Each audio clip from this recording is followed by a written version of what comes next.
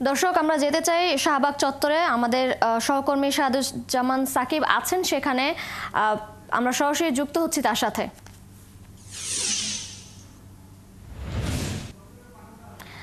সাকিব, ইতিমধ্যে সিদ্ধান্ত হয়েছে, আন্দোলনকারীরা এই মুহূর্তে কি বলছেন?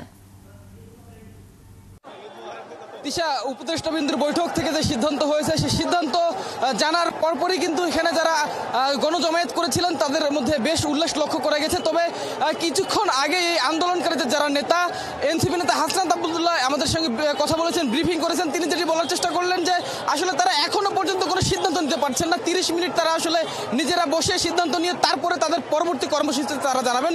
প্রাথমিকভাবে তারা যেটি বলছেন যে তারা আসলে কোনো ধরনের তালবাহানা নয়, তাদের যে মূল 3টি দাবি, আওয়ামী লীগকে সরাসরি দল হিসেবে নিষিদ্ধ করা, সে দাবি যতক্ষণ পর্যন্ত না আদায় হবে তারা আসলে রাজপথ ছেড়ে যেতে চান না। এবং ততক্ষণ পর্যন্ত যারা এখন পর্যন্ত এই হোটেল ইন্টারকন্টিনেন্টালের সামনে অবস্থান নিয়েছেন সবাইকে অবস্থান নেওয়ার জন্য অনুরোধ করেছেন, রাজপথ ছেড়ে না যাওয়ার কথা তারা বলেছেন। 30 মিনিট পরে আসলে তারা তাদের পরবর্তী কর্মসূচি জানাবেন। আজকে উপদেষ্টাবৃন্দের বৈঠক থেকে যে সিদ্ধান্তগুলো হয়েছে, যে প্রথমত আওয়ামী লীগের বিচার চলাকালীন অবস্থায় তাদের রাজনৈতিক সকল ধরনের কার্যক্রম নিষিদ্ধ করার সিদ্ধান্ত হয়েছে। পাশাপাশি আইসিটি আইনের যে পরিবর্তন সেটি করার জন্য প্রাথমিক সিদ্ধান্ত হয়েছে। এছাড়া আগামী 30 দিনের মধ্যে জুলাই পরিবর্তন ঘোষণা করা হবে সে সিদ্ধান্ত হয়েছে। তবে যারা আন্দোলন করছেন তাদের মধ্যে আসলে মিশ্র প্রতিক্রিয়া আমরা লক্ষ্য করেছি। শুরুর দিকে তারা আসলে উল্লাস প্রকাশ করলেও এখন কিন্তু তারা বলছেন তাদের মূল দাবিগুলো যতক্ষণ না পর্যন্ত আদায় করা হবে, যতক্ষণ পর্যন্ত আওয়ামী লীগকে দল হিসেবে নিষিদ্ধ করা না হবে, ততক্ষণ পর্যন্ত তারা আসলে এই রাজপথে অবস্থান নেবেন এবং রাজপথ ছেড়ে না যাওয়ার কথা কিন্তু তারা এখন বলছেন। আমরা একজনের সঙ্গে কথা বলতে চাই। 3টি দাবি আপনাদের ছিল, তার মধ্যে যে ঘোষণা এলো যে আওয়ামী লীগের রাজনৈতিক কার্যক্রম নিষিদ্ধ থাকবে যতক্ষণ বিচার চলবে, তা আপনারা সন্তুষ্ট কিনা?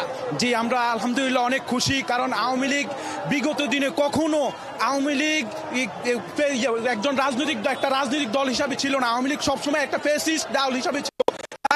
বর্তমান অন্তর্বর্তী সরকারকে আমরা ধন্যবাদ জানাতে চাই এবং হাসনাত আবদুল্লাহ ভাইকে আমরা ধন্যবাদ জানাতে চাই। হাসনাত আবদুল্লাহ কিছুক্ষণ আগে বলে তারা 30 মিনিট পরে আসলে আপনাদের যে পরবর্তী কর্মসূচি সেটি জানাবেন, সিদ্ধান্ত জানাবেন। আপনারা তো আজকে সারাদিন আন্দোলনের মাঠে ছিলেন, আপনাদের অনুভূতি জানতে চাই। আসলে আমাদের অনুভূতি হচ্ছে এই সিদ্ধান্তের মাধ্যমে বাংলাদেশের ইতিহাসে আর কোনো ফ্যাসিস্ট যাতে জন্ম না নেয় সেই সিদ্ধান্ত একদম চূড়ান্ত সিদ্ধান্ত নিয়ে যাব।